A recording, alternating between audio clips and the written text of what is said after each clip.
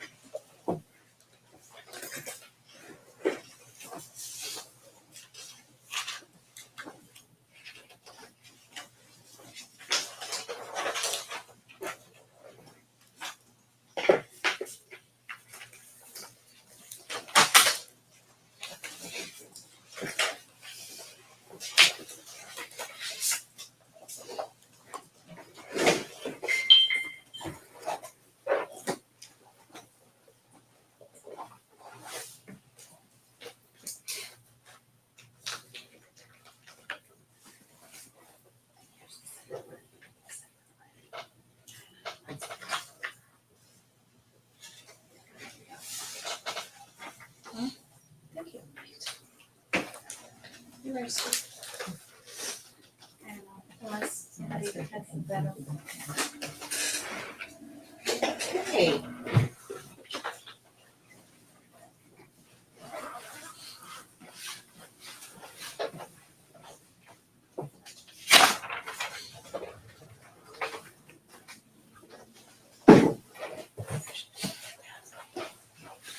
Good morning.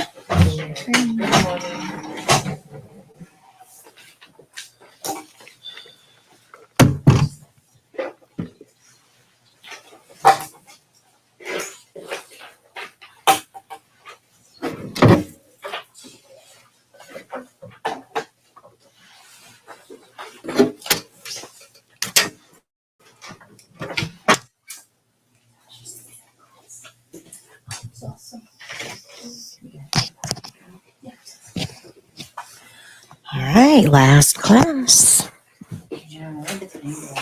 I know, it goes very quickly, doesn't it?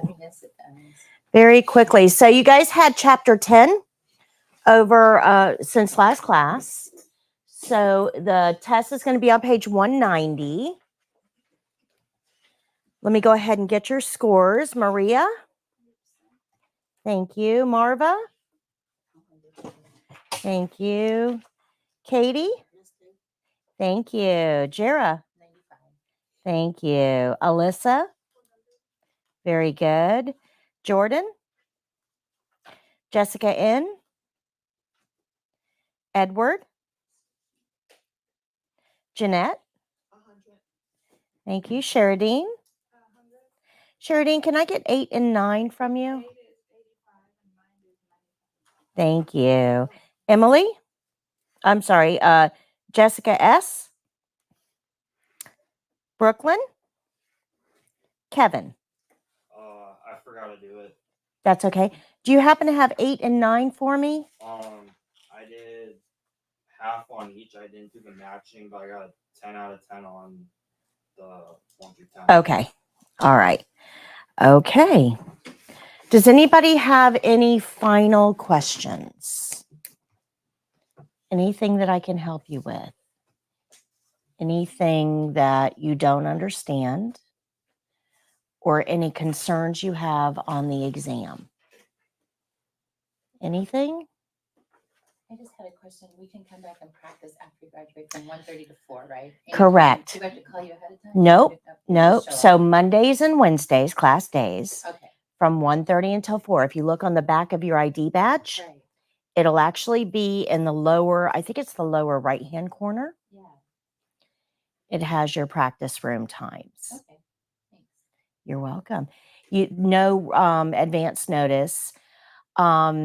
If I'm not here, then just ask them next door and they can open it for you. Okay. Okay. Let them know when you leave and then they'll close it for you as well. Okay. All right. Yes. Practice is going to be important. So this is the last class. Did you register for the test? How many of you guys have registered? Okay. And I have a question for you. Yeah. I did the background check our last class Monday. Okay. And I had this problem too because I work with 3 and 4-year-olds and I had to have level 2 background check, but my fingerprints are really bad. And so they had to say, we can't get it good enough. They sent them like 2 or 3 times and they could never get it good enough. So they said, we put you through the clearinghouse and we'll just go by your name and address, and that's how we'll see how you are. So it's Okay. going to take a while. So I Yeah. don't have any thoughts on that. If I should still go ahead and go through, what do you call it, Prometric? But it's going to take a while for that. Even the girl at the UPS store said, yeah, you got bad fingerprints. And they're going to reject them, but there's nothing I can do Yeah. at this point. And I don't know what the protocol is for that. Okay. I really, Yeah, it's that's unfortunately not a question I Right, can right. answer. okay. Because technically, Prometric has to have that background check before they let you. Right. So here's the steps. This is what happens on the back end that you guys can't see. Right. Okay. When you apply for the test, you have to kind of think of this in a couple of different sections. Okay. So you submit your application to Prometric. Prometric gets your payment and processes it, and it gets your background check and puts it together with your application. It then sends that to the Board of Nursing. The Board of Nursing approves you, sends it back to Prometric, and then Prometric schedules you for the test. Okay. So if Prometric can't find your fingerprints, the whole thing stops. Okay. Does that make It sense? does. So maybe I should just wait till, because they'll send me a letter in the mail saying that they, didn't have a good enough print, and this is what you take. I take another code to that UPS, and then they'll get it onto the clearinghouse. So that's how it happened to me last time too. But I think I Okay. had a cleaning business, and for 14 years, I think I just tore off my. Yeah. I wore gloves, but I think it's just eventually The chemical damage to the fingerprints. Because I would wait until you go through that process, because when Prometric looks for your fingerprints, if they can't find it, everything stops. And then when you do submit your fingerprints, it takes time for Prometric to go back in and find it. So if it were me, I would probably wait at least until I get that letter. I'll wait. Yeah. Yeah. I know that's a difficult situation for sure. Well, that's okay. It's okay. Life's too short to wait. Yeah. Yeah, it's true. Nothing you can do for sure. All right. Anybody else have any questions? Any other questions? If you haven't registered for the test, you probably need to make that a priority. So today, we're going to talk a little bit about how to keep your certification once you get it. So in the state of Florida, that means that we're going to have to renew our certification on a specific schedule. You never have to take the test again once you're certified, as long as you renew on time. So one test and you're done, as long as you renew on time. A lot of students, though, they take the test, they pass it, they get into CNA work. They work for a little while, something else comes along, they go do something else, or they have children, or, life, right? Life gets involved, and they don't renew. And then 5 years later, now they're like, oh, I really need to go to work. I need my CNA back. And then they have to go through this whole process again. In that case, you're going to have to test again, and that can be extremely stressful. So my suggestion to you is try not to let your license lapse. Renew it, because you never know what life is going to throw at you and when you're going to need the ability to make more money. We're going to get into that in just a few minutes. Okay, I'm going to get into the specifics. So I'm going to show you a video here in just a few moments. All of the notes are here on page 171. Again, the notes have been taken for you. So page 171 will have the notes. And the video that I'm going to show you is also on my website. Now, I have this one kind of separated out from all the others on purpose, because this time of year, April and May, I get about 30 phone calls a day. from people that say, oh my gosh, I have to renew. How do I renew? You're going to go to my website. You're going to click after certification, and you're going to watch the video that I'm about to show you on CNA renewal instructions. Okay. I'm not going to give you this information over the phone because there's a couple of steps to it. And I would be on the phone all day for the next 6 weeks answering all these questions. So I will always refer you back to this video. So this is where you know where to find it. But again, you have all of the notes in your book. Okay. So let me go ahead and show you the video. We're going to start there. And then we're going to get into how to find a job as a CNA, how to apply for a job, how to answer questions, what questions you need to be asking, all of those topics, and how to make a good impression. Because as fun as this class was, you did this to get a job. So I want to make sure that you're up to speed on that aspect of this as well. So let me show you this video. It's not a long one. It'll be a quick.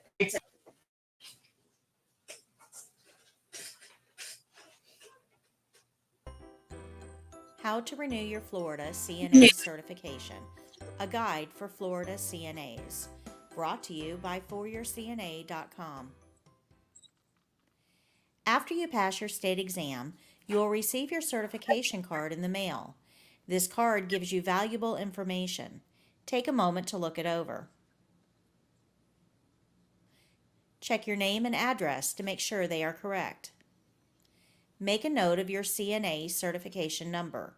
You will need this for employment and in-service credit.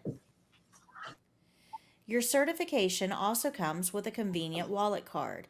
Sign this and keep it in your wallet for handy proof of certification.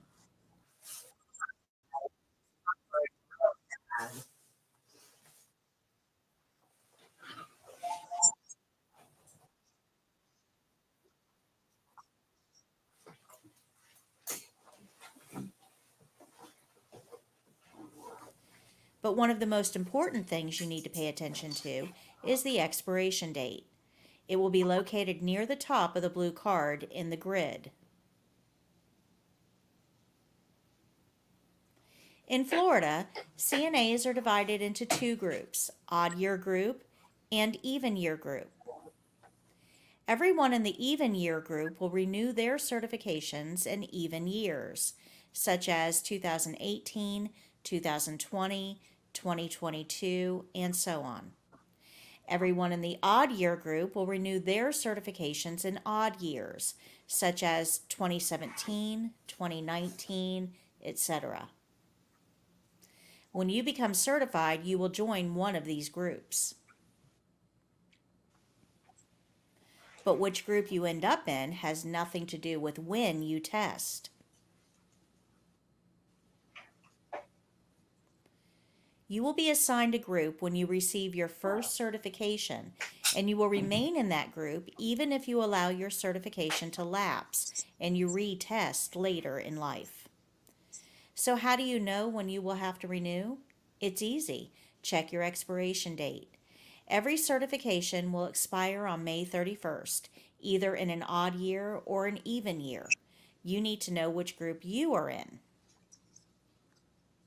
This is Jenny. Jenny became a CNA in 2017. She was placed into the even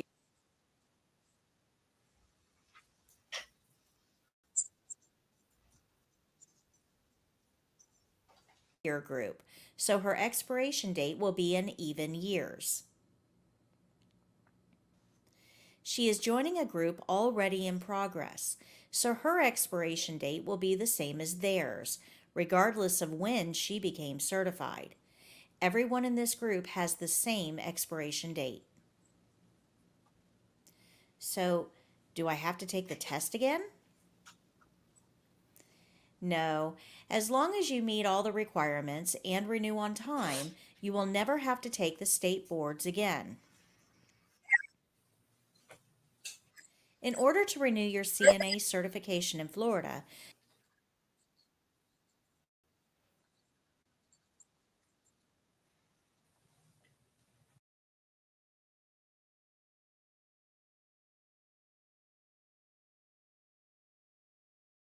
You must meet 2 requirements and pay a small fee.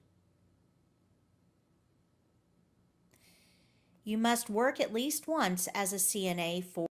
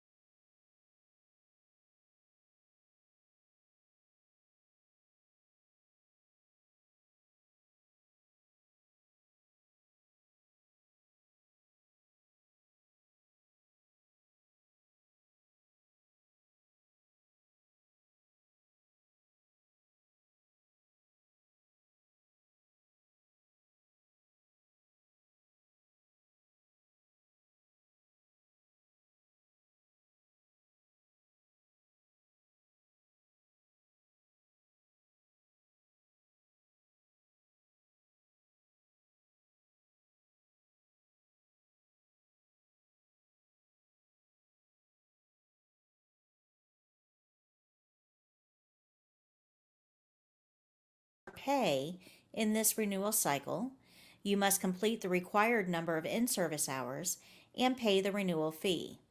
We will look at each of these in more detail in the following section. Group when you receive your first certification, and you will remain in that group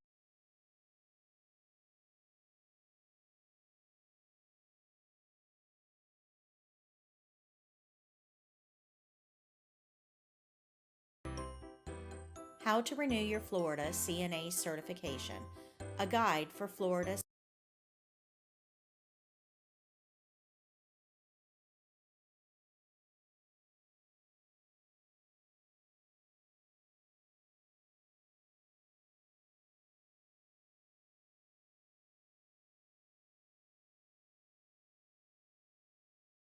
CNAs, brought to you by foryourcna.com.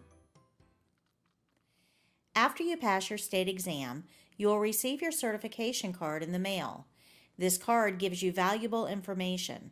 Take a moment to look it over.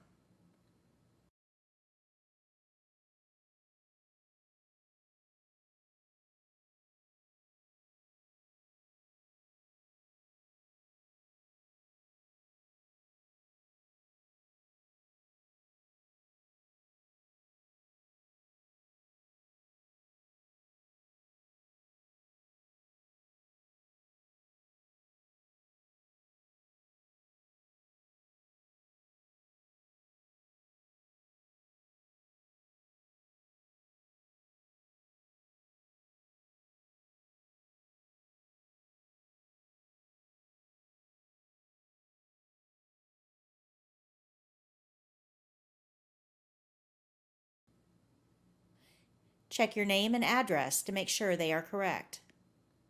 Make a note of your CNA certification number. You will need this for employment and in-service credit.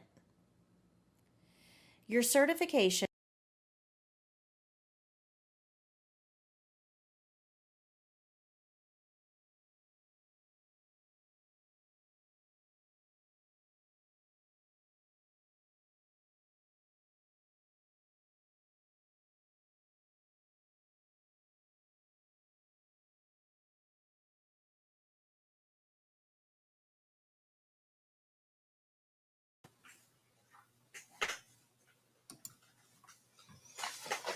One more time. Let's see.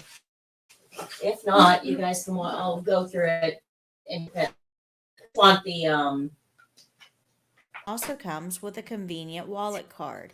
Sign this and keep it in your wallet for handy proof of certification. Okay, I will One of the most narrate important it. things you need to pay attention to. Okay, is so the when you get expiration your date. It will be located near the top of the blue card in the grid. In Florida, CNAs are divided into two groups, odd year group and even year group. Everyone in the even year group will renew their certifications in even years, such as 2018, 2020, 2022, and so on. Everyone in the odd year group will renew their certifications in odd years, such as 2017, 2019, etc. When you become certified, you will join one of these groups. But which group you end up in has nothing to do with when you test. You will be assigned a group when you receive your first certification, and you will remain in that group even if you allow your certification to lapse and you retest later in life. So how do you know when you will have to renew? It's easy. Check your expiration date. Every certification will expire on May 31st, either in an odd year or an even year. You need to know which group you are in. This is Jenny. Jenny became a CNA in 2017. She was placed into the even year group, so her expiration date will be in even years. She is joining a group already in progress, so her expiration date will be the same as theirs, regardless of when she became certified. Everyone in this group has the same expiration date. So, do I have to take the test again? No. As long as you meet all the requirements and renew on time, you will never have to take the state boards again. In order to renew your CNA certification in Florida, you must meet 2 requirements and pay a small fee. You must work at least once as a CNA for pay in this renewal cycle. You must complete the required number of in-service hours and pay the renewal fee. We will look at each of these in more detail in the following section. In Florida, every CNA is required to perform nursing-related services for monetary compensation within the renewal period in order to renew their certification. That means they have to get paid to do CNA skills. This rule is in effect to ensure that CNAs are using their skills so that they do not forget what they have learned. But there are no specific amount of hours that are required. But be careful. If you are not currently working in healthcare as a CNA, you may not be able to renew. But there is a way. Follow me to see Jim's story. This is Jim. Jim became certified as a CNA in 2016. Jim planned on going to work in the local hospital after he became certified. But Jim's uncle needed help at his bank and hired Jim. Jim likes his new job at the bank and he's doing very well there. He doesn't want to leave the bank, but he wants to keep his CNA certification active. He worked hard to get it. One of Jim's bank customers, a supervisor at the local home health agency, mentioned that they were looking for weekend CNAs to care for some of their new clients. Jim immediately filled out an application.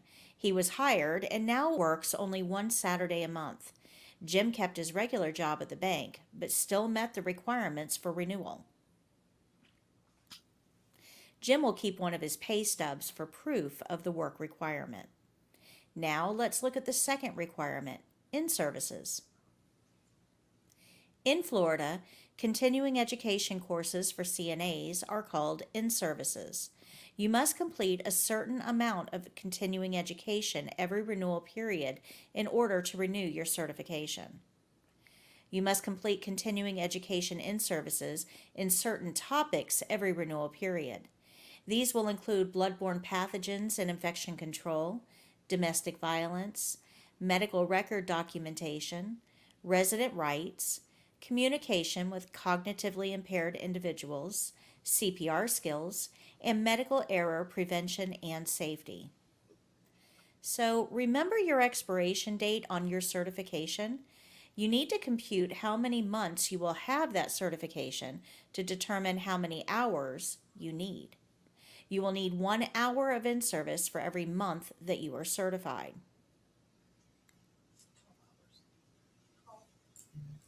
First, locate the date that your certification was issued. Then locate your expiration date. Count the number of months that you will have your certification in this certification period.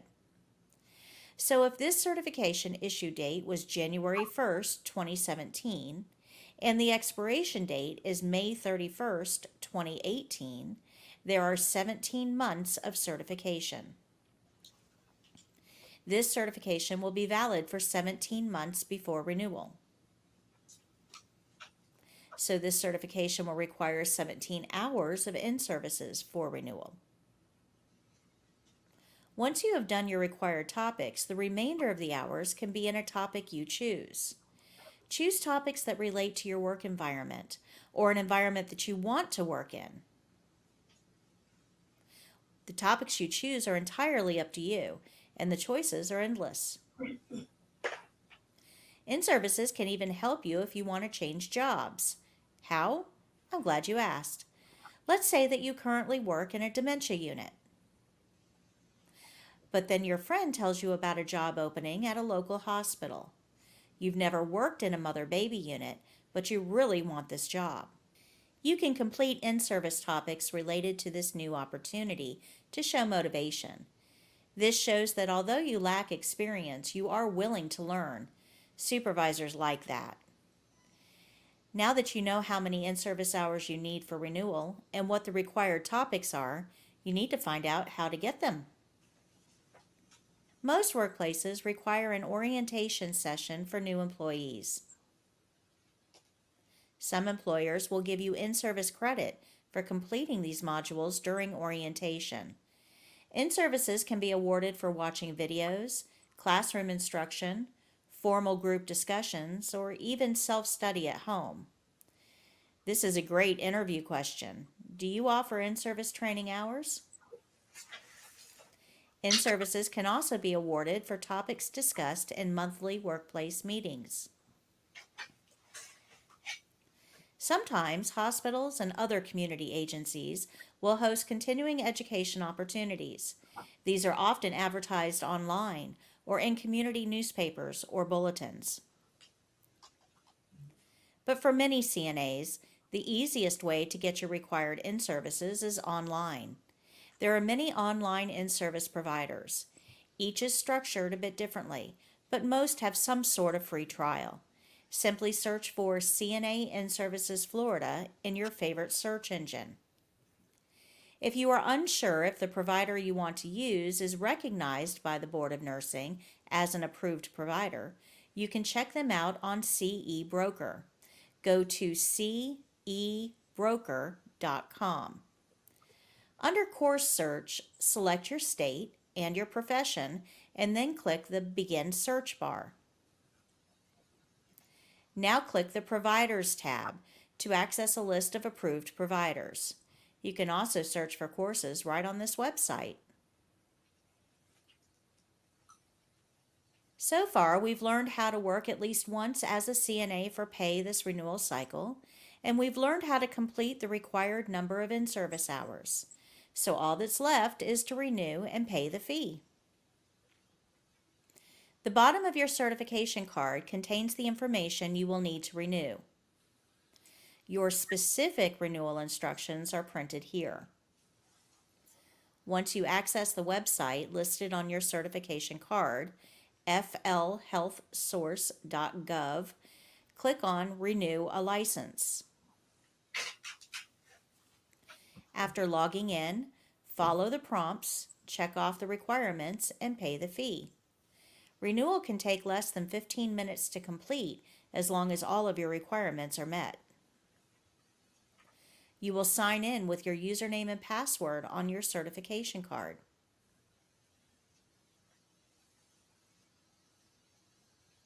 You do not have to send anything to the Board of Nursing to prove that you've met the requirements.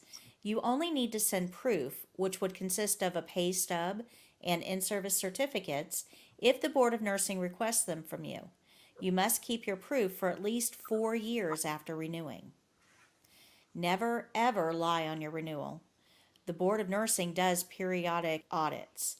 The penalties for lying on your renewal are severe. Make sure you've met all the requirements before completing your renewal.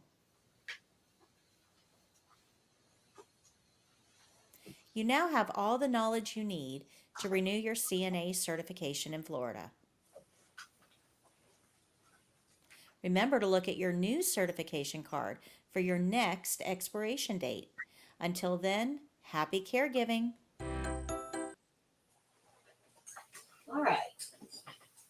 So any questions on that? So remember that you are joining a group already in progress. That means that your first certification is not going to be a full 2 years. Okay? So that's the first thing that you need to know. Your first certification will not be a full 2 years. But after that, it will be every 2 years. Okay? Good? So if we get a certification this year, it will expire next year. Maybe. Oh, okay. It may expire in 2026 because the group that you're put in has nothing to do with when you get certified. Okay. It actually has more to do with your social security number. Okay. Good. Questions? This is what your blue card is going to look like. The expiration date will be up in the top grid. Your renewal information will be in the bottom section, and employers will want a copy of this card when you get employed. Be very careful. Never give your original card to an employer. Okay. You want to give them a copy. Never give an original anything to an employer. Good? Questions? So another question I get asked a lot is, what if I want to move out of state? What if I want to move to New York or Hawaii or Maryland or Nevada or wherever it is that you want to go? Can I work there as a CNA? The first thing I'm going to caution you on are scam artists like to prey on people that may not understand how your industry works. There is no such thing as a national CNA certification. There are people on Facebook that will promise to get you a national CNA certification if you just cash app them some money. Do not fall for that. There is no such thing. And they're raking in some big bucks. So be careful. If you want to move to New York, you need to contact New York. And I've got the Board of Nursing information on page 172 and 173. Contact New York. Say, I'm a Florida CNA. I want to be a New York CNA. What is the process? Now, in New York, it's pretty easy. You go through their background check, you pay them a fee, and they give you a certification in their state. This is called reciprocity. They're giving you a reciprocal certification based on the fact that you have one somewhere else. Not all states do this. Some states say, hold up, not so fast. We need to verify your education first. Remember that this is a test prep class. It's not 120 hours. We are not going in and doing clinicals with live patients in a clinical setting. This will not meet the educational needs of other states. But there's only a few that require proof. You're going to want to find that out before you go to that state. So if you're thinking of moving to Tennessee, you would want to start this process at least 2 months before you plan on moving. Okay, good. Questions? But I have all of the information, all of the contact information for all boards of nursing on these 2 pages. Along with, at the bottom, you'll see moving out of state. It gives you the information on what you would need to do to move. I'm going to give you a little hint, though. If you go to work for the VA, Veterans Administration, they actually help with this whole process because the VA is a federal government agency. They will cut through a lot of this red tape for you. They also give great benefits. So a lot of people don't think about working for the VA system as a CNA, but it's very rewarding. There's a lot of opportunities, and they have fantastic benefits because it's a federal appointment.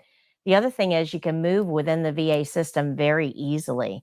So if you have a desire to go to Hawaii, the VA system is a really good opportunity to get you there.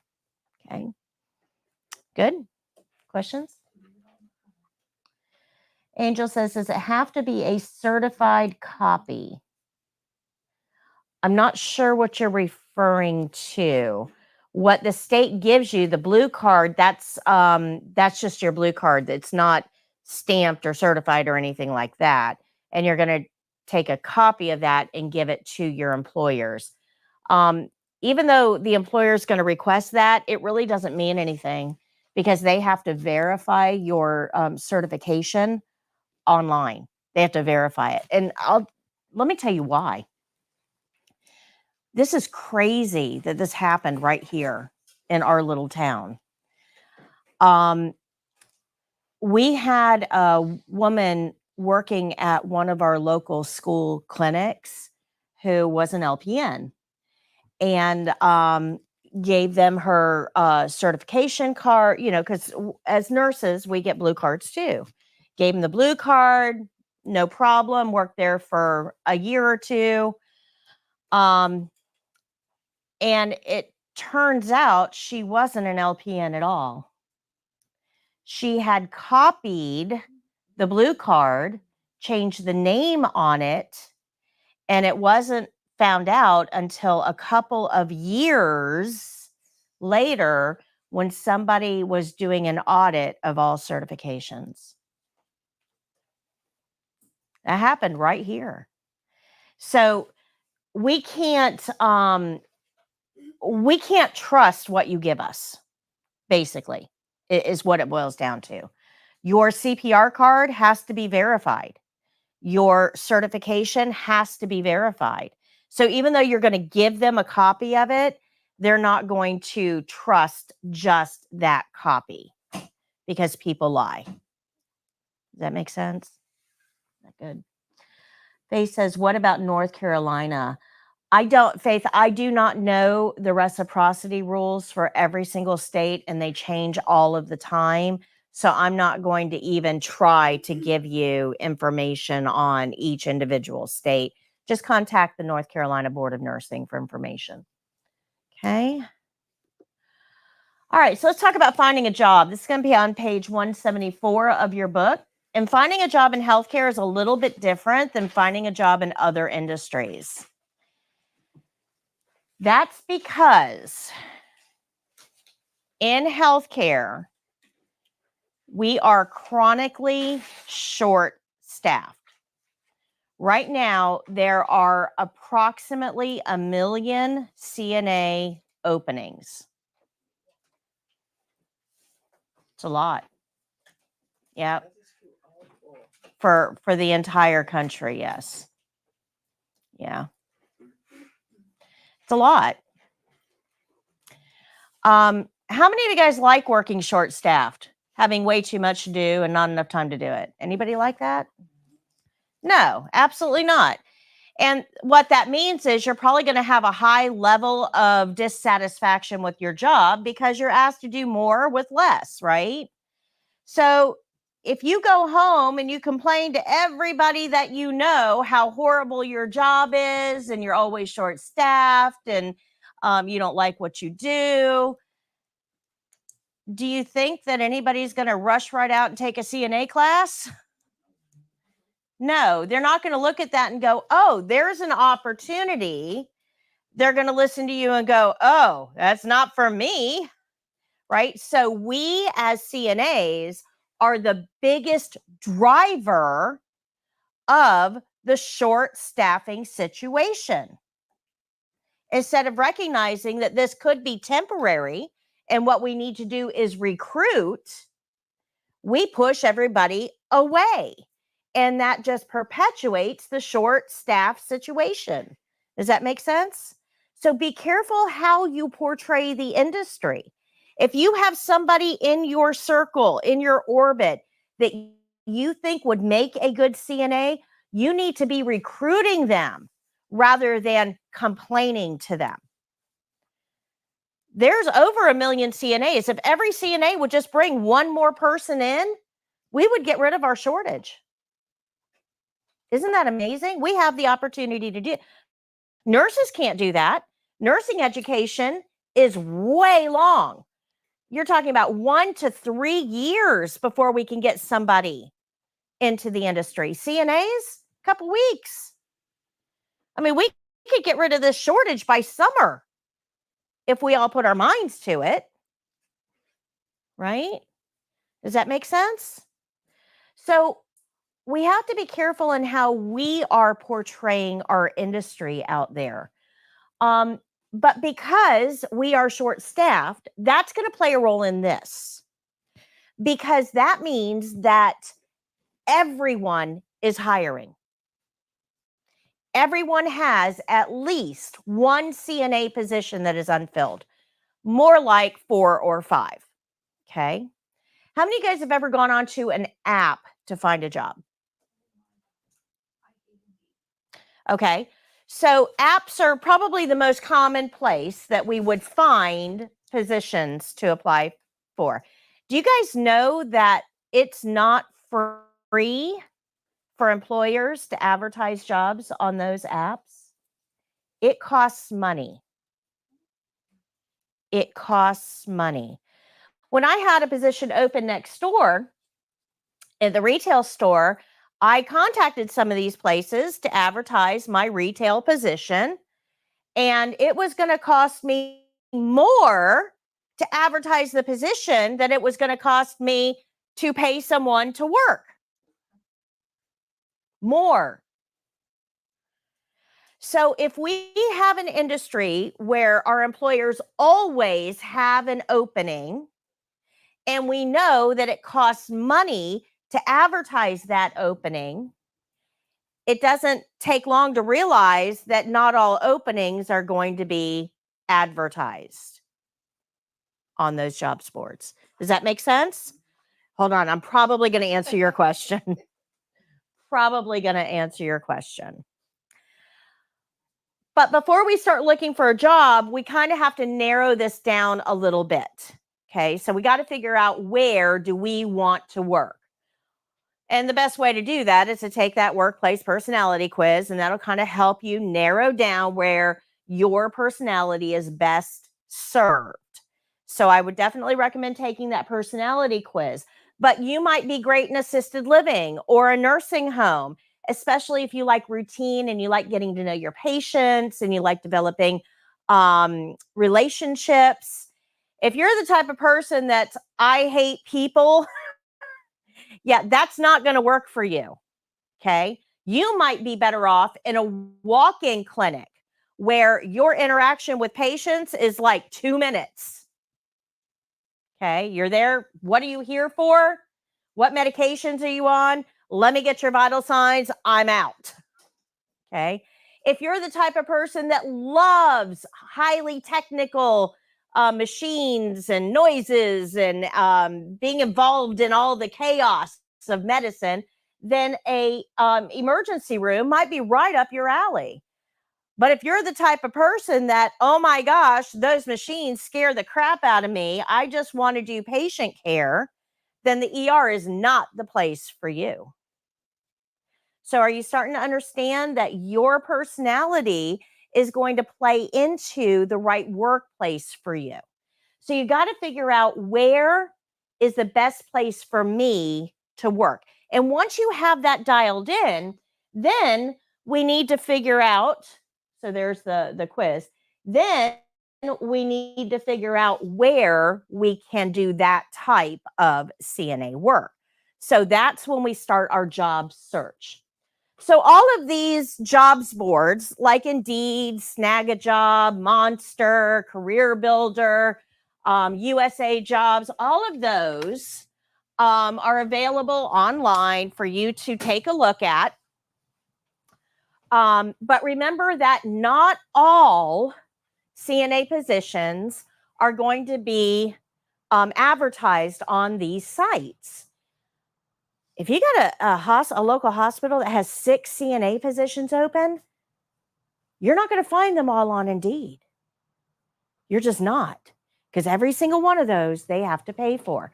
Now, I will tell you, USA Jobs is free. And the reason is, for employers, the reason is it's all government jobs. Government jobs. So your local hospitals are not going to be on there. USA Jobs, that would be your VA. It may be a state-run psychiatric hospital. It may be a corrections facility. And yes, they do use CNAs in jails and prisons. Yeah.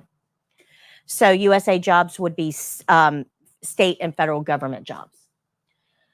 But these things are expensive. And if I'm advertising on all of them, oh my gosh. I mean, that's probably $600-700 a week just to advertise positions on all of those jobs boards.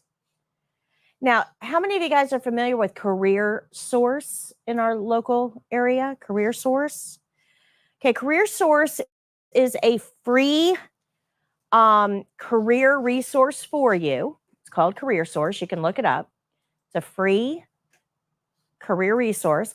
They have free courses that you can take, like keyboarding, customer service. So if you want something to put on your resume, go take some of their courses for free. You get certificates. They will help you develop a resume. So if you do not have a high quality resume, they'll help you with that. They can help you with job search and tools. They can help you with networking. They can help you with all kinds of things. So Career Source is a great resource, but they also have a listing on their website of local jobs that's free for employers. So I would look there for jobs as well. Okay. But you can see that these other jobs boards can take quite a bit of money. So yes, there's thousands of online jobs boards. You can take a peek at some of them. It'll give you an idea, but that's not really the only place you should be looking. It's one part of your job search, but not the whole thing. The best place to go to look for a job is the website of the place you want to work. So if I want to work at the hospital down the road, I'm going to go to the hospitaldowntheroads.com website. And I'm going to look every single one of the local employers that hire CNAs has a website. I know that because I've already done the work for you. I'm going to show you this in a minute. I've already done all of this work for you. But when you go to their website, if you click on our job, careers, opportunities, those types of titles, it will bring you to their jobs listing. This they own. It's free for them. All of their positions will be listed there. Okay, good. So nursing homes have websites. Hospitals have websites. Rehabs have websites. And most of them require that you apply online through the website. So you need to go there to apply. So go directly to their website if you know where you want to work. If you're not real sure, go to my website, foryourcna.com. Under after certification, remember we just watched that renewal video, right? Just above that, I have one that says local employers. When you click on that, it's going to bring you to a page that looks like this. I have listed all of the hospitals, all of our nursing homes and rehabs, all of our assisted living facilities, the home care agencies, the registries, and other. All of this is there. And if you click on the name, it'll take you directly to the job section of their website. So all you have to do is go to my website under local employers, and you can click through from there. You should have started with this before the class, or like the last class. I could have saved myself so much trouble. Yeah. So we've done all this work for you. Okay. If you're not sure where you want to work, going to every single employer is going to be a little bit time consuming though. So you really are, it's a good idea to kind of narrow this down, because otherwise, I mean, you could spend a week just going from employer to employer. But you can also go to Google. Now, Google's pretty good. Google actually takes all of the job listings that are posted in other places and brings it all together. So you can go to Google and just type in CNA job and, you know, where you're looking. And Google will do a pretty good job at pulling together some options for you. So this is another opportunity that you have. But again, I would go directly to the websites as well. However, this is something that a lot of people don't think about. most of our local employers have a social media presence. In fact, they have an entire social media team. So if you want to work at the hospital down the road, go onto their social media account. So their Facebook, their Instagram, their X, their, all the different social medias, they will actually post when they have openings. They will post about job fairs. They will post about open interview times. So their social media will be a great resource for you to be able to find opportunities. Okay. So social media is your friend. But probably the best way to find a job, honestly, is in your own network. Everybody knows someone that works in healthcare. Think about all the acquaintances you have. You know somebody that works in healthcare. Might be your best friend's mom, could be your neighbor's sister, could be your dog groomer's daughter. You know someone that works in healthcare. Now, what makes this option attractive is there might be something in it for you. Because instead of an employer having to put all of these ads out on these paid social, get their social media involved, instead of doing all of that, if they can go to their employees and say, hey, do you know anyone that's looking for a job that's certified? If you find me somebody and I hire them, I'll give you a bonus. And if we hire them, we'll give them a bonus too. So there's something in it for you. So they're using their existing staff to recruit new employees, and they're offering, in most cases, some sort of a monetary reward for that. So tap your own network to see what opportunities there are. Okay, good. All right. You can also visit facilities in person. I don't recommend this one as much anymore. And the reason for that is because everybody's just way too busy, right? We've got way too many patients to take care of, not enough staff to take care of them. So going in and, saying, hey, I'm a CNA, I'm looking for a job. They may go, yeah, that's great, but I don't have time for you right now. Go online, fill out an application, we'll call you. So it used to be nice for them to be able to put a face with a name, but we're just way too busy and it's kind of an interruption. So I really don't recommend that much anymore. Okay. But job fairs, community events, trade magazines, those are all great ways to find employers. Okay. Now let's talk about the application. So you figured out where you want to work. You found a job opening to apply for. So now let's talk about the application. And this is the part that most people get wrong. Okay. When you go online and you find a job opening that you want to apply for, you're going to read the job description. And if your application does not match that job description exactly, your application will not be submitted. So what do I mean by that? Well, let's say that the job description says BLS required. Now, we know that BLS and CPR, same thing. CPR for healthcare is called BLS. So you look at that, you go, yes, I've got my CPR, cool. And you put on your application that you are CPR certified. What did the job description ask for? Now, we know that's the same, but the computer does not. So the computer looks and says, okay, BLS required. They scan your application, no BLS, they toss it. Doesn't go any further. If it says that you need 1 year experience and you don't have 1 year experience, your application will not go past submission. It won't get moved where it needs to go. When you submit an application online, it does not go to a hiring manager. It goes to a human resources company. and they're not the ones that are hiring you. They're just making sure that you meet the qualifications.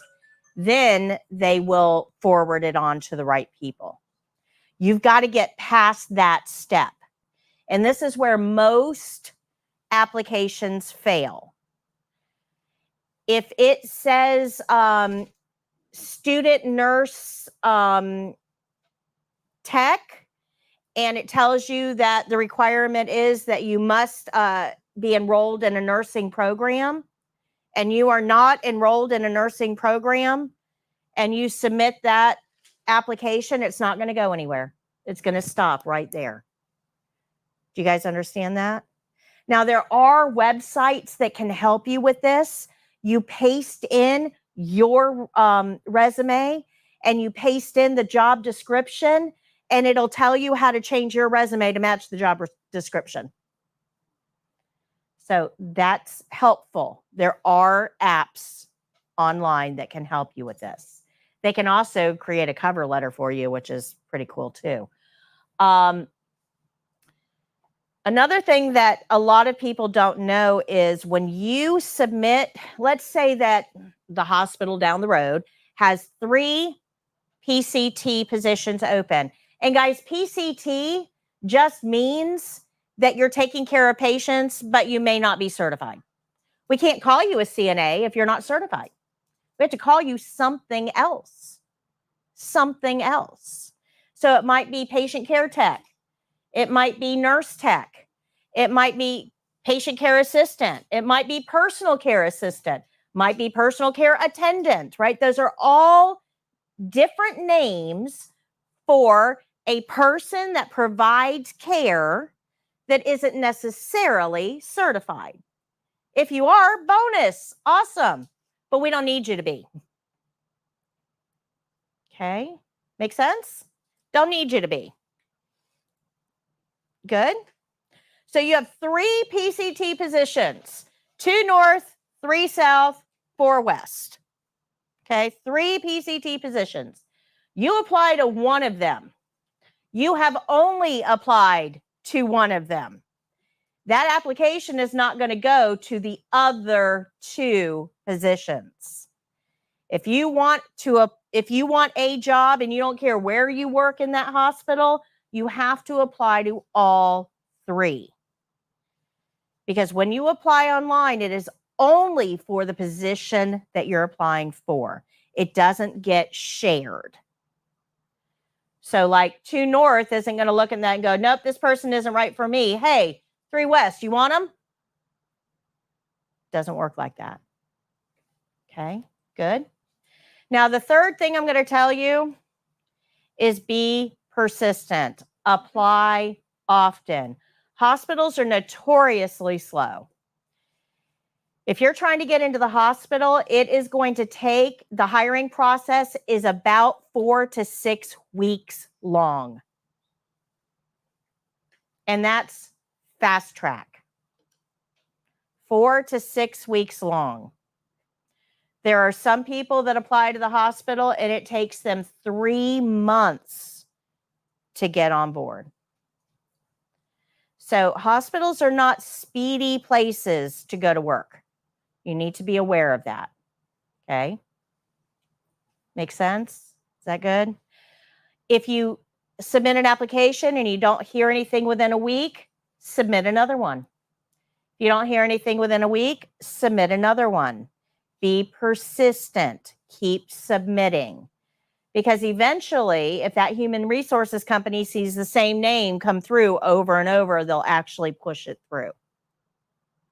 Okay?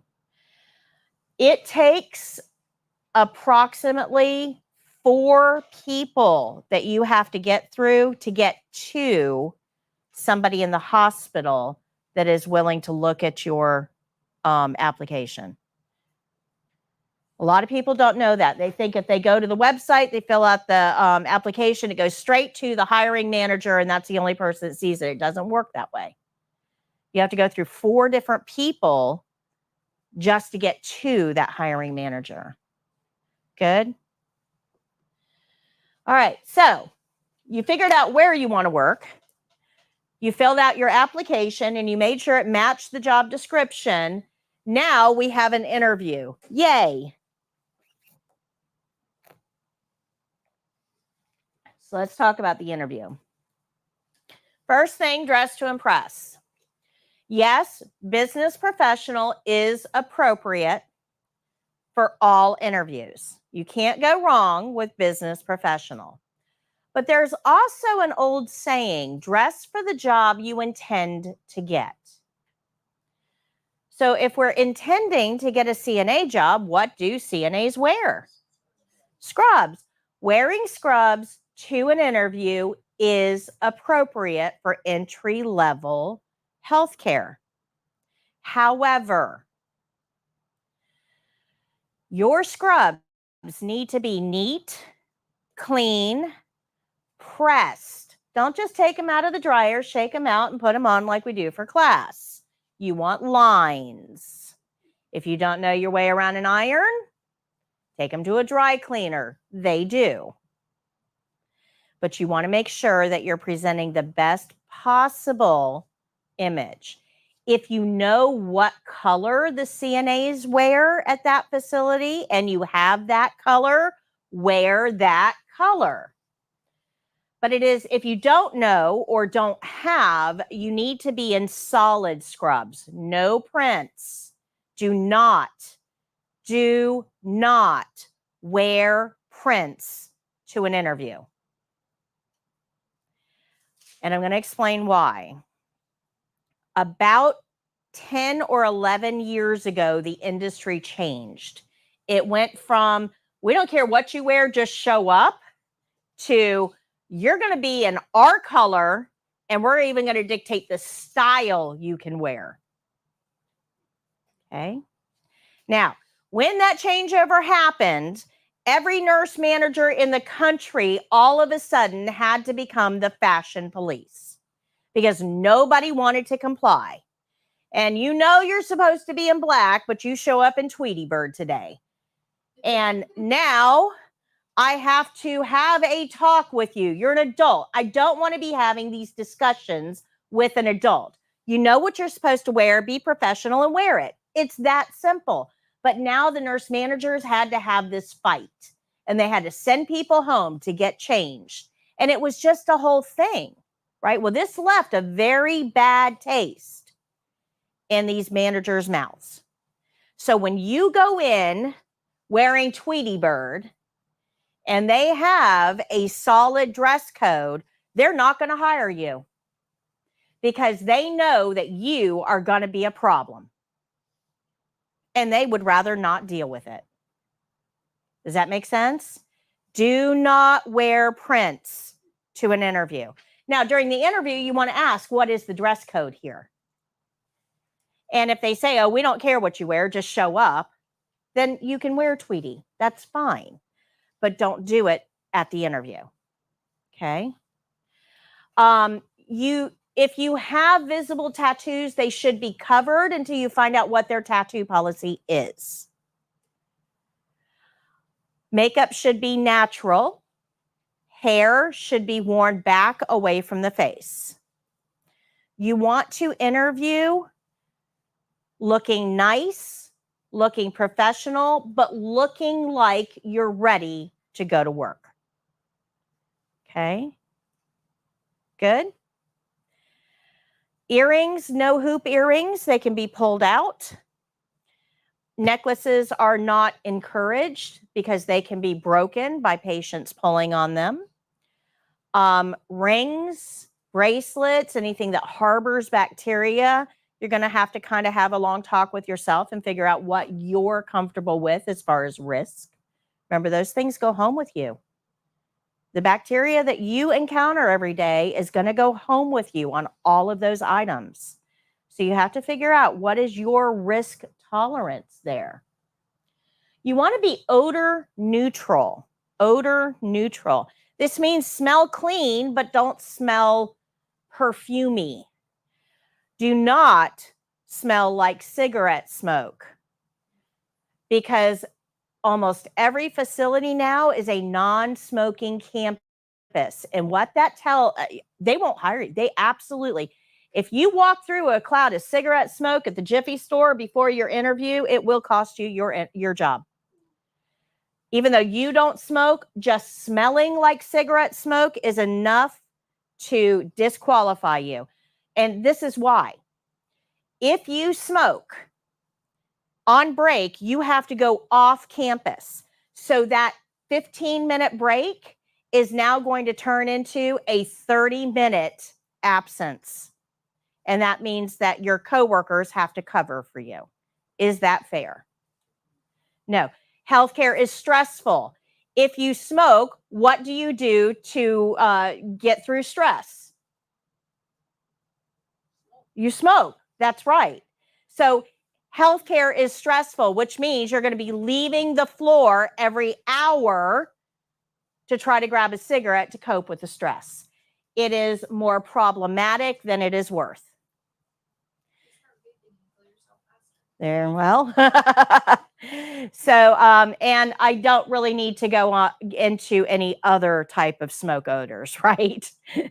Don't have those either.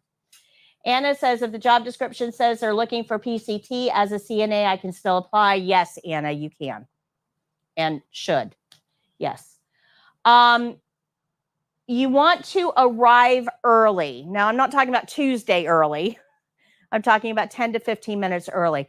If you remember, I told you last week that during your interview, you're there to interview the facility as much as they're there to interview you, right?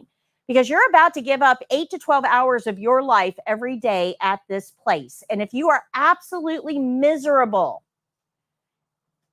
it's not going to be a good experience. Not for you, not for the patients, not for your coworkers, not for anybody. So you want to take a look around. How are the employees treating each other? How long are those call lights going off before somebody answers them? Are people griping at each other? How many patients can you hear yelling help that nobody is helping? What does the facility smell like? How clean is the facility? All of these things should factor into your decision on whether that is a place that you feel comfortable going to work every day. Okay, so make sure you arrive early enough that you can get all of that impression in and you're not rushing through.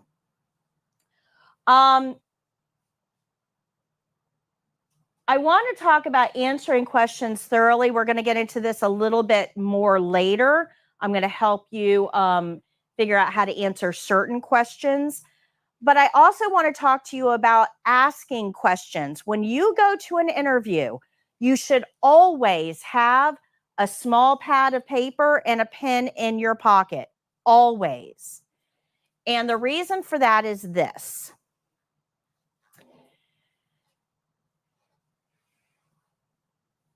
If you get to the part of the interview where they offer you a position, okay, Maria, I'd like to offer you a position.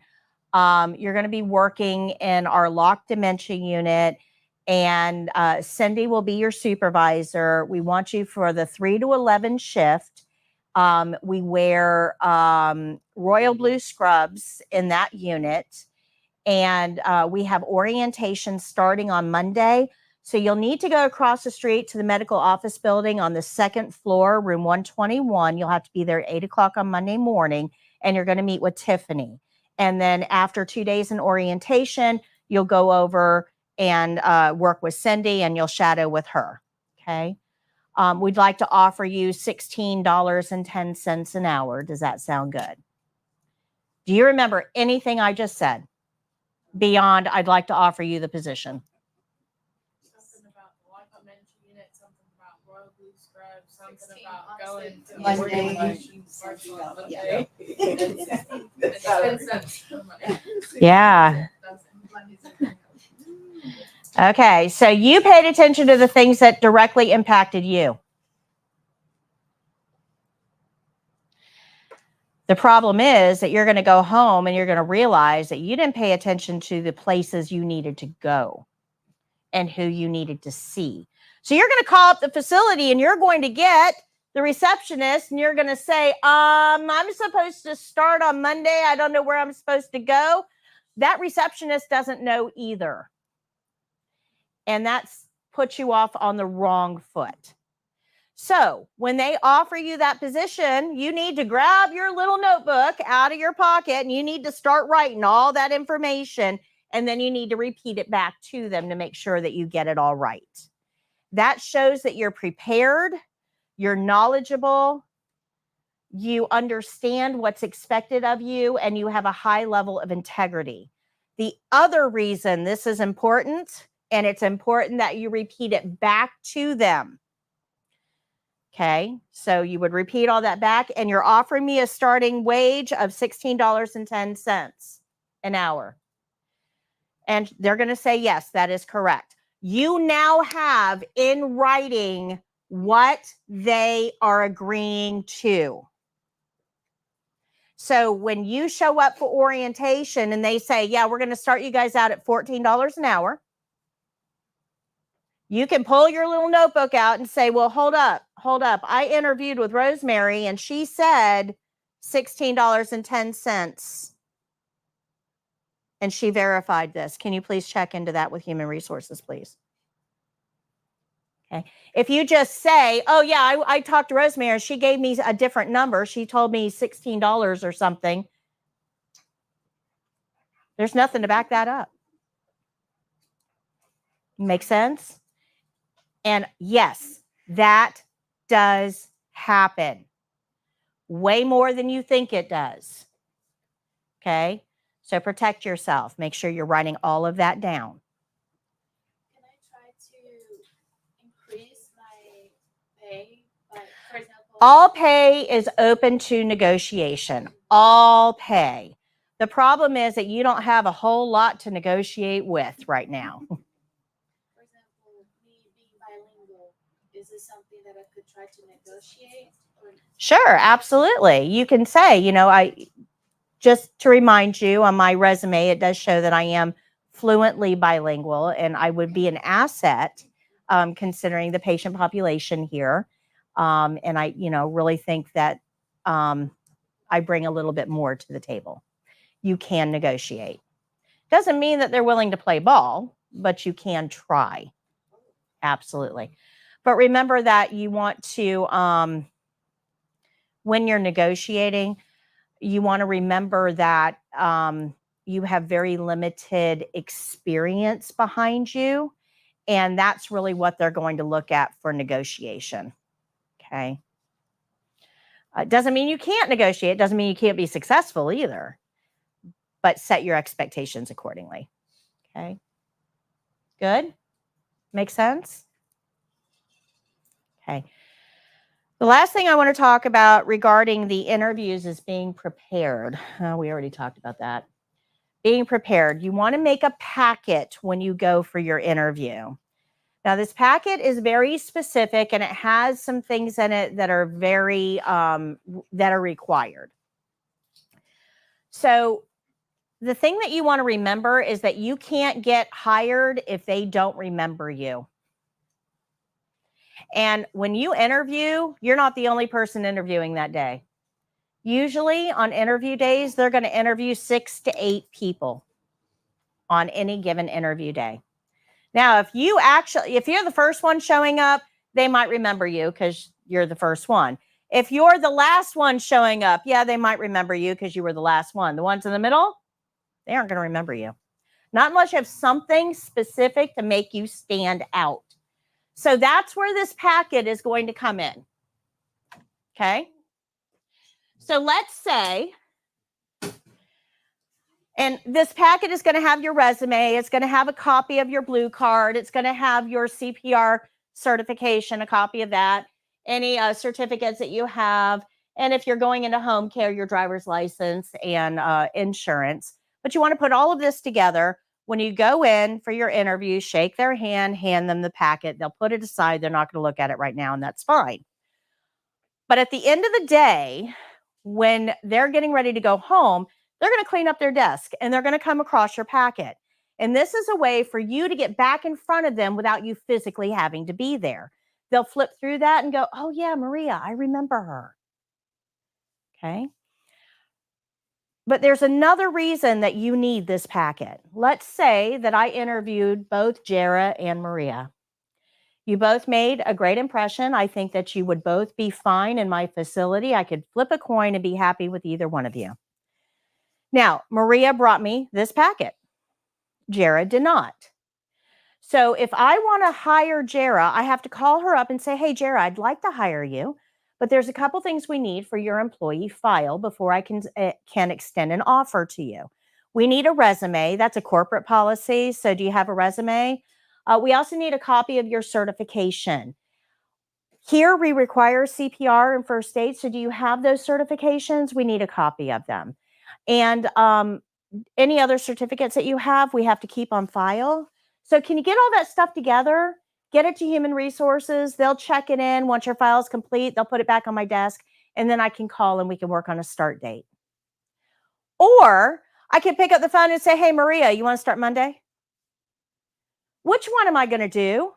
Maria. Yeah, she saved me time. And if she has saved me time before she's ever hired, then she'll probably be pretty good on the job. Do you guys see why packets are important? Now, remember, I own the store next door, and I talk to hiring managers all the time. We are the only uniform store for Hernando and Citrus counties. We're it. So they all shop with us. In fact, most of the people that are going to hire you started in these very chairs that you are sitting in. I've been doing this 17 years, guys. Most of the people that are going to hire you started right in this room. Okay? They've all come back and told me, you want me to hire your people? Tell them to do this. This came from them. You want a job? Do this. Okay? But you also need to ask some questions during your interview. You know, the worst thing you can do during an interview is when they get to the point that they say, hey, do you have any questions for me? The worst thing you can do is say, no, I'm good. Because it makes you look uninterested or unmotivated. Okay. You don't have the knowledge necessary to know what to ask. Well, right now, you don't have the knowledge necessary. You're brand new to the industry. So I gave you a whole list of questions that you should be asking during the interview on page 176. Thank you. Those are all questions you should be asking. You don't have to ask them all, but it's information you need. Like, is this a set schedule? That's something you would want to know. How do you handle holidays? Right? How many of you guys have families? How many of you guys like your families? Yeah, well, they might want you around for the holidays once in a while. You need to know how the facility handles holidays. Do they offer any sort of tuition reimbursement? So if you want to go on for additional education, do they help with that? Are there any additional certifications you need to get for this position? Those are all really good questions to ask during an interview that may not be covered during just the regular interview. The reason you want to ask these questions is because you're going to be in demand. Chances are you're going to get more than one job offer. That means you're going to have to decide which offer is right for you. You're going to be in demand. So if you just solely base your decision on pay, you're probably going to be disappointed. You need to look at quality of life as well, work-life balance. It might make better sense for you if you've got children in daycare to work Monday through Friday and have your weekends free and be off by 5 to go get your kids from daycare. It also might be a better fit to work weekends, doubles on the weekends, and have your week free. What's important to you and your particular life circumstance? So you have to spend some time thinking about that as well. But you want to gather this information to find out how to make a decision on which opportunity is going to be best for you. And those questions will help you. Remember that packets make it easy for an employer to hire you. When you go in for the interview, make a good impression, guys. How many of you guys know how to shake a hand? Okay. They don't teach this in school anymore. Guys, this is not a handshake. You are not the Queen of England. Nobody is going to kiss your ring. To shake a hand, you put your hand forward, thumb up, grasp the hand firmly, once up, once down, and then withdraw. Do not try to show that your strength is superior. Grasp firmly, not strongly. Okay? If you have sweaty hands, and some people do because you're being interviewed, when you are walking into the interview, have your hands in your pocket. That way you can pull your hand out before you shake hands. Okay, but you want to shake hands. Something that a lot of women do not know, never shake hands in a seated position. You must stand eye to eye to shake hands. It's a power dynamic, guys. It is a power play. You never shake somebody's hand in a seated position. Okay, good. Make sure that you're answering questions completely, but don't ramble on. Be brief. Respect their time. Respect their time. Okay. Don't make them ask a question multiple times to try to get the answer they're looking for. Try to understand what they're asking you when they're asking it. Okay. There's two different kinds of listening. Some people know this, some people don't. When you listen, you're listening for one of two reasons. You're either listening to respond or you're listening to understand. They are not the same thing. When you're in an interview, make sure you're listening to understand. Because most of the time we'll hear 2 or 3 words and then our brain starts going to figure out what we're going to say to that. Make sure you're listening to understand. Okay? These are all tips to ace your interview. Okay. Good? Eye contact is important. It's way more important than you think it is. Way more important than you think it is. What is half of our job? Observation.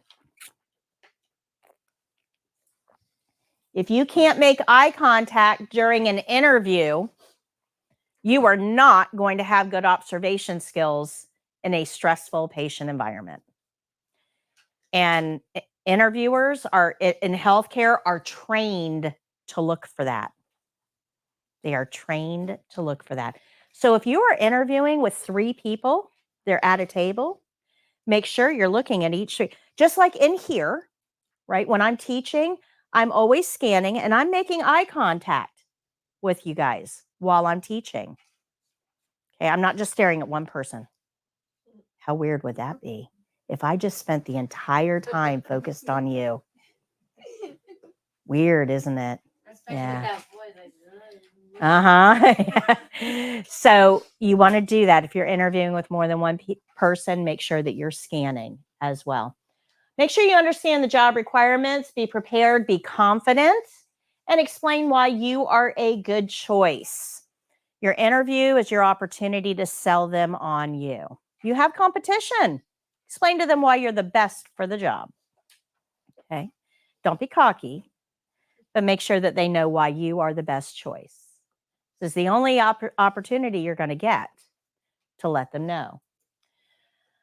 Now, the most dreaded question in an interview is, tell me a little bit about yourself. Everybody hates this question. hates this question?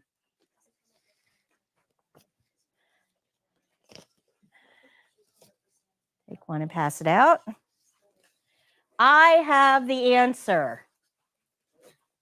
I have the answer for everything. It's the same. Just make it personal. It's actually a little Well, bit, I mean, like, make your response personal to yourself. yes, Like, yes. Your response isn't going to be the same as everyone else. Right. We want to make our response personal. There's a formula that we're going to use. So if you turn that paper over, we have a formula here. And we're going to do this together in class. Those of you who are playing along online, go to our course. It's courses.foryourcna.com. Click on Access Course. And the first lesson, you'll want to download Class 8 review sheet. That's what I just handed out. So what we want to look at here to formulate this answer is we have to figure out our past job roles, 3 soft skills that we possess, why we want to work in healthcare, and 3 positive personality traits. And this is how we're going to do this. Okay.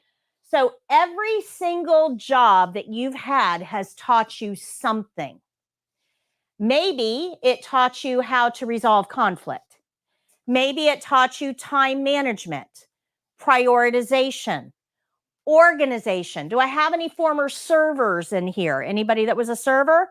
You have an awesome skill of anticipating needs because you look to see, was the glass half empty? Do I need to refill it? Are they done with their appetizer? I need to bring their entree, right? Those are great anticipating needs skills. So all of these soft skills, if you look through it, you can find some skills that you have that you gained through other work experience. Has nothing to do with healthcare. These are soft skills. These are universal. So I want you to look on there and circle or star 3 of these that relate to you.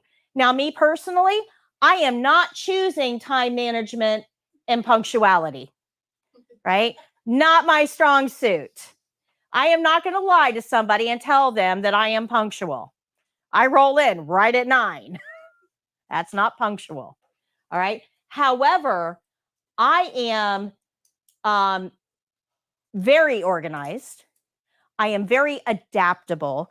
And I have a unique ability to take complex subjects and break them down so that they're easy to understand. That is a soft skill. Okay. So find your 3 soft skills. Now, you have to figure out, why are you here? Why did you decide to become a CNA? Why are you getting into healthcare? For some of you, it's because you're looking for a stable, recession-proof industry. There's nothing wrong with that. Others are here because your heart has a calling to help others. That's a good reason too. Maybe you worked in healthcare in some way, but now you want to take on a more clinical role. So you have to figure out, why did you join this class? And I want you to circle that.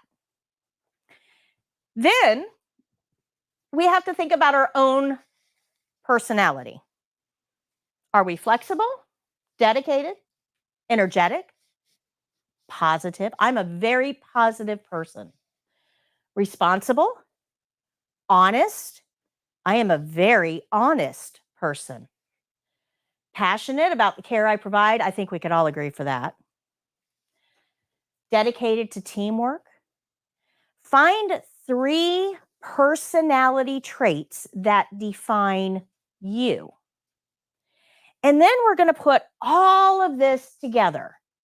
So we're going to tell them our previous role, 3 soft skills that we have, why we're here, and 3 personality traits that would make them want to hire us. So if someone were to ask me, tell me a little bit about yourself, I would say, well, I have previous job experience in the serving industry where I excelled at dealing with difficult customers, anticipating needs, and developed good organization and prioritization skills. But I wanted something that was a little bit more clinical. I wanted to be able to help people. So I took a CNA class and I got certified. And I think that I would be a good fit for your company because I'm energetic, I'm honest, and I'm very empathetic. Do you guys see how you can use this formula to create your very own tell me a little bit about yourself answer? Now, you all know this question is coming. I just gave you all the key to the answer. All you have to do is memorize it. And then I guarantee you, you will come off as prepared for the interview. Good? So, my goal is to go to nursing school. Mm-hmm. So for the second reason, would I choose advancement opportunities? Absolutely. Absolutely. And you can say, my goal is to be a nurse. And I got into CNA as a step toward that goal. Because whoever's hiring you, they're hiring you as a CNA, but they really want you as a nurse. Because nurses are way harder to get than CNAs. They're very short-staffed. That is right. So this will help you identify or help you formulate your, your blurb. Okay. Isn't that cool? I actually came up with that. It's pretty cool. And it works. I know it works because all the hiring managers out there are going, wow, that's amazing. Thank you for teaching your students that, because this is what ends up happening. The nurse managers say, tell me a little bit about yourself. And you go, I want a job. Right? That does not set you apart from anybody. Everybody wants a job. Right? That doesn't help. Or the other answer is, well, I was born in Virginia and mom and daddy got divorced, so I moved in with grandma and we moved to Florida. And then I went to high school. Okay, that tells me nothing about why I should hire you.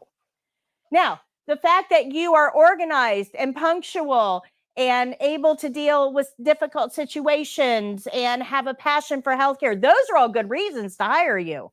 Not the fact that your grandma moved to Florida. Yeah. So make sure that you craft your statement and memorize it. Okay. One of the other things that I suggest, nobody ever takes me up on this, but it does help. Send a thank you note. Every interview I go to, and I don't interview anymore, but every interview I used to go to, I would write this out before the interview. I would just leave the name blank. I would put dear and then just left it blank. Thank you for the opportunity to interview with you.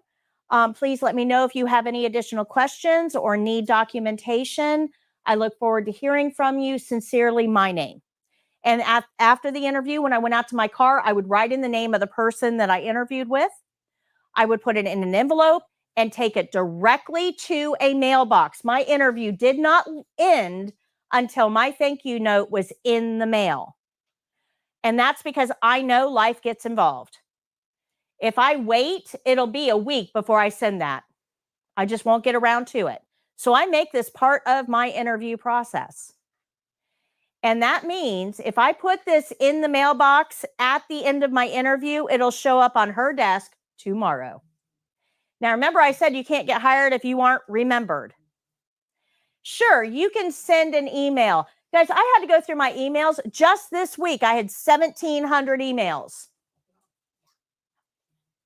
You really think I'm going to take the time to read this? Probably not. It's not going to make any impact on me if you send me an email. But if I get a note on my desk, there is something to that. Somebody took the time to put pen to paper and mail it out. That is impressive. Yeah, if you want to be remembered, send a thank you note. Okay. Sometimes you will be offered a PRN position. PRN means as needed. It is not an on-call position. There's a difference. As needed is a scheduled position. You're just not on a set schedule. They're going to put you into slots where they have openings. But you're going to tell them when you're available. Oh, I'm only available on Tuesday mornings, Thursday afternoons, and every other Saturday. Tell them when you're available. If they can use you during those hours, they will set you in those spots. But let me explain to you what a PRN position actually is. They don't know you. They don't know your work ethic. They don't know how you're going to care for patients. They don't know you. And chances are they are not going to give you a full-time position right out of the gate because they don't know you. And to try to get rid of you if you're a bad employee is very difficult. They have to go through all kinds of written warnings, verbal warnings, remediation attempts. It is a whole thing. If you get a PRN position, this is a paid extended interview. You guys understand that? It is a paid extended interview. If you do a good job as a PRN employee, when a full-time opening comes up, you will be offered that full-time option. But they will start you out on a PRN basis. Because if I don't like you, I'm just not going to put you on the schedule. I don't have to go through anything else. I just don't need you right now. If you get a PRN position and nobody's calling you and you're not on the schedule, they don't like you. So you need to try to figure out why and try a little harder on the next one. Okay, good?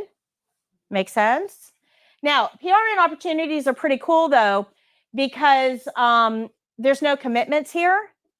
And more importantly, you get a higher wage because there's no benefits. Now, if you need a job for the insurance, this is not your friend. Okay. But if you're just looking for the most hourly bang for your buck, PRN is the way to go. Okay. But remember I told you that you're there to interview them? PRN is a great way to try a facility out. Because when you get into a position, PRN, and it's not a good fit for you, you don't have to tell the next employer, I quit. You can just say, I'm a PRN employee. I'm just not accepting any shifts there right now. Okay. So it actually presents a little bit better on the next employer if it's not a good fit. Good. You don't look like a quitter. All right. So just because you're leaving us doesn't mean we're leaving you. You still have this room available to practice in Mondays and Wednesdays from 1:30 until 4 for the next month. You also have the online course that you were enrolled in. You have the skills videos on our website. You've got the animated videos on our website. You also have the game show on the first and third Tuesday of every month. The practice test in your book on page 191, I think it is. You have a lot of learning opportunities still available to you, even though you're no longer in class. Make sure you take advantage of all of them. Okay. So the practice test on page 191, very, very similar to what you will see on the state exam. Very similar type of questions. If you miss 5 or fewer on my practice test, you are ready for the state exam. If you miss more than 5 on my practice test, did you sleep through class? You should be able to answer these questions. When you're answering written test questions, I want you to remember this. And remember, it's on the back of your ID badge. I put it there on purpose. CNAs follow the care plan, the whole care plan, and okay, CNAs do normal. Remember, normal is routine tasks on stable patients according to the care plan. How do we know how to do those tasks? All of our principles, which we've repeated over and over and over. But above all of that, we have to remember it's always about the patient, and everything that we know we report to the nurse. If you remember those 5 things, you will pass the written test because that's what they're grading you on. Okay. So we have a practice kit. If you cannot come in here and remember, if you come in here, it's free, right? You can use all of my supplies for free. If you can't come in here and practice, if you're going to be practicing at home, I would suggest purchasing a practice kit. Today is the last day that they're on sale for you guys. But it has everything you need to practice. It has the drainage bag. It has the graduate container. It has a gate belt. It has a wash basin, an emesis basin, a bedpan, toothettes, toothbrushes, denture brush, dentures, denture cup, food tray, everything, chucks, gloves, everything you need to practice. And it's on sale through today. After today, it goes up $20. So if you're going to get it today. Otherwise, just come in here. Everything is in here already, and it's free to use. We also have other resources. We've got the flashcards that you know about. We've got the card game. I do sell the card game, but I also give it away as first prize on the game show. Every time I do the game show, we give out a card game. And then you have the practice room as well. Online course is still available for you. And the live game show is on the 1st and 3rd Tuesday of every month. And I write new questions for this every single time. So that's another 15 practice questions for you every single time I do the game show. All right. So now I need your book, and we're going to go take a class photo.